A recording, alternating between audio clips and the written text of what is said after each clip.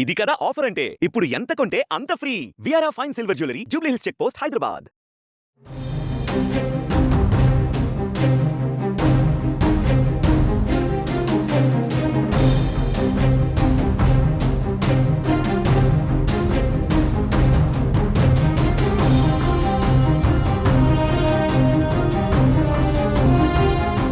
RTC ఉద్యోగులకు తెలంగాణ ప్రభుత్వం శుభవార్త చెప్పింది. 2.5% డిఏ ఇస్తున్నట్లు ప్రకటించింది.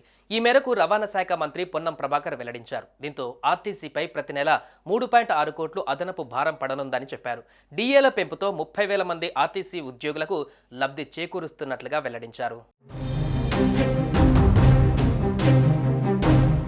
ఎక్స్ వేదికగా ఆర్టీసీ ఉద్యోగులకు 2.5% డిఏ విషయాన్ని మంత్రి పొన్నం ప్రభాకర్ ప్రకటించారు. మహాలక్ష్మి పథకం ప్రారంభించిన తర్వాత ఇప్పటి వరకు 150 కోట్ల మంది మహిళలు ఉచితంగా ప్రయాణం చేశారని, దాదాపు 5,000 కోట్ల విలువైన ప్రయాణాన్ని మహిళలు ఉచితంగా ప్రయాణం చేసినట్లుగా మంత్రి వెల్లడించారు. మహాలక్ష్మి పథకం ప్రారంభం తర్వాత దాదాపు ప్రతిరోజు 14 లక్షల మహిళలు అదనంగా ప్రయాణం చేస్తున్నారని, దీనివల్ల ఉద్యోగులపైన పని ఒత్తిడి పెరిగినా వారు నిరంతరం శ్రమిస్తున్నారని మంత్రి పొన్నం ప్రభాకర్ అభినందించారు.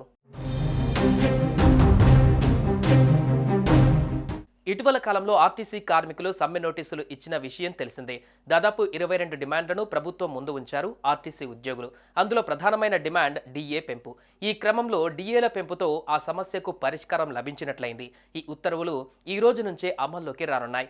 తక్షణమే డిఏ చెల్లించే విధంగా ఆర్టీసీ యాజమాన్యానికి రవాణా శాఖ మంత్రి పొన్నం ప్రభాకర్ ఆదేశాలు జారీ చేశారు. దాదాపు ఎన్నో ఏళ్లుగా డిఏలు పెంచాలనే ప్రతిపాదనలు ఉన్నాయి. డిఏలు పెంచకపోవడంతో ఆర్టీసీ ఉద్యోగులు వారికొచ్చే చాలీచాలని జీతాలతో ఇబ్బందులు ఎదుర్కొంటున్నారని కార్మిక సంఘాల నేతలు నిత్యం ఆందోళన చేస్తున్న పరిస్థితి. ఈ క్రమంలో ఎట్టకేలకు ప్రభుత్వం 2.5% డిఏను పెంచుతూ నిర్ణయం తీసుకోవడంతో ఆర్టీసీ ఉద్యోగులు ఆనందం వ్యక్తం చేస్తున్నారు.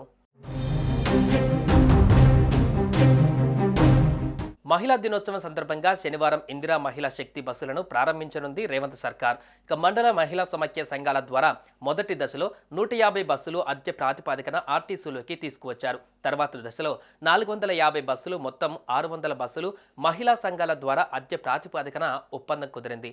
ఇందిరా మహిళా శక్తి బస్సులను ముఖ్యమంత్రి రేవంత్ రెడ్డి లాంఛనంగా ప్రారంభించనున్నారు.